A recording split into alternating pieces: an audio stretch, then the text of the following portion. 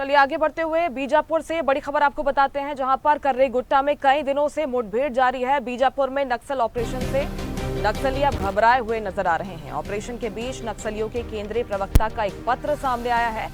नक्सलियों के केंद्रीय कमेटी प्रवक्ता अभय के हवाले से यह पत्र आया। पत्र में संगठन की तरफ से सरकारों से बार बार शांति वार्ता का प्रस्ताव इसमें दिया गया है। इस पत्र में शांति वार्ता के लिए अनुकूल वातावरण तैयार करने का भी जिक्र है। कर्रेगुट्टा मुठभेड़ में 3 नक्सलियों के मारे जाने की बात इसमें स्वीकारी गई है।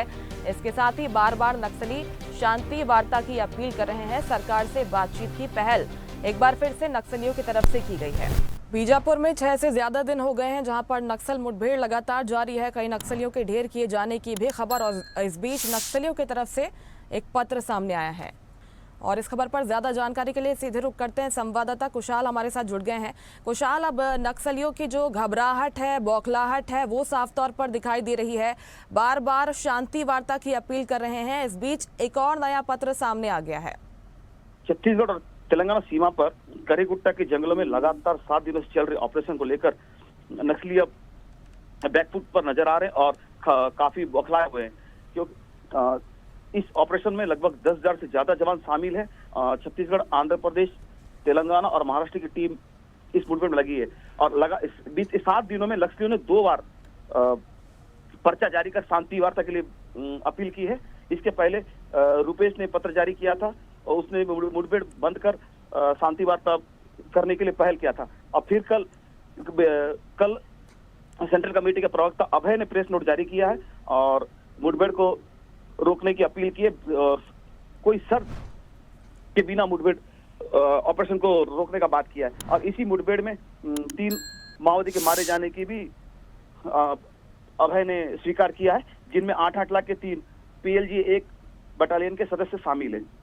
और सूत्रों की माने तो अभी भी कर्रेगुट्टा के जंगल में मुठभेड़ ऑपरेशन लॉन्च जारी है और लगातार उस क्षेत्र में जवानों को भेजा जा रहा अभी भी।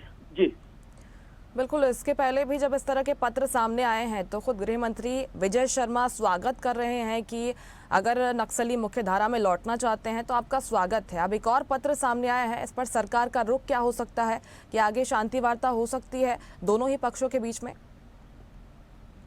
जी निश्चित ही सरकार भी चाह रही है कि शांति वार्ता हो, लेकिन बिना शर्त के। और इसी को लेकर तेलंगाना के पूर्व CM KCR ने भी ऑपरेशन बंद करके शांति वार्ता करने की अपील की है। वही तेलंगाना के CM रेवंत रेड्डी ने भी सुरक्षा बल सरकार से अपील की है कि ऑपरेशन को रोक दिया जाए और शांति वार्ता कर इस लड़ाई का हल निकाला जाए। जी निश्चित तौर पर यह पत्र एक और सामने आया है नक्सलियों की तरफ से, जिसमें शांति वार्ता की अपील की गई है। सरकार का इस पर क्या रुख होता है आगे देखने वाली बात होगी। फिलहाल बहुत शुक्रिया आपका कुशल तमाम जानकारी के लिए। लेटेस्ट खबरों के लिए लाइक, फॉलो और YouTube पर सब्सक्राइब करें, बेल आइकन दबाएं, साथ ही विजिट करें swedishlive.com पर।